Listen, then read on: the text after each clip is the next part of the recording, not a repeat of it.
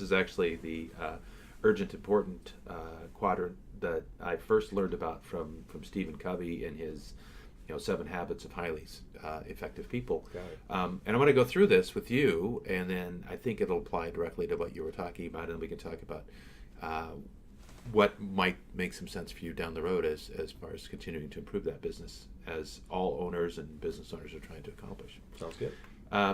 So again, urgent, important. We take a look at this thing called it's a four squares. So a lot of tools are four square oriented.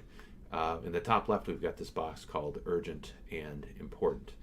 And we look at this two ways. Urgent, it needs to be done right now, it needs to be right away. Important means that it has high consequences. Okay. Right? And so there's a certain batch of information, tasks, action items that fit into this particular bucket. And the challenge with this bucket and anything that fits into that is that this urgency component often means that it takes longer, right? Because we're rushing and we have to redo it again, right? And because it's really important, we have to take all the time and the energy to do it very, very well and to do it just right. And unfortunately, because we've thrown urgency into the mix, it makes it a lot more challenging. The other bucket is the important but not urgent, right? So this is often where the planning bucket is, right? If I don't do the planning today, it's probably not the end of the world. But if I never do it, it is probably going to be a big deal, right? So it's important, but it's not urgent.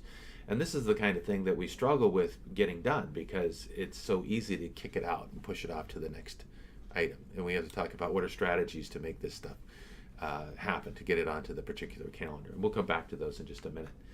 We take a look at urgent but not important, right? So it's something I need to do right away, but it's not very important. So the consequences on this particular item aren't significant. Okay. So if you made a mistake on it, it's not that consequential. So this is the type of thing that we ideally might find a way to delegate to somebody else, right? Because even if they can't do it as well as you do, if they don't do it perfectly well, consequences aren't that dramatic. And ultimately, we have this box that says not urgent and not important. And if you've got things to fit into this bucket, this is the bucket that you want to just try to X out and eliminate, right? Because it's not urgent, doesn't need to be done right away, and it's not important. There's no consequence. So we figure out how to get rid of those. And often for business owners, they're doing some things that they don't even know or understand. It's habitual almost, where if they took made a list of the activities that they're spending time on.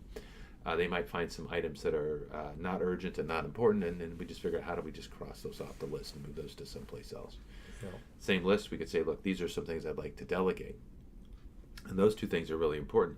The top two boxes, the important ones, are really the key focus, right?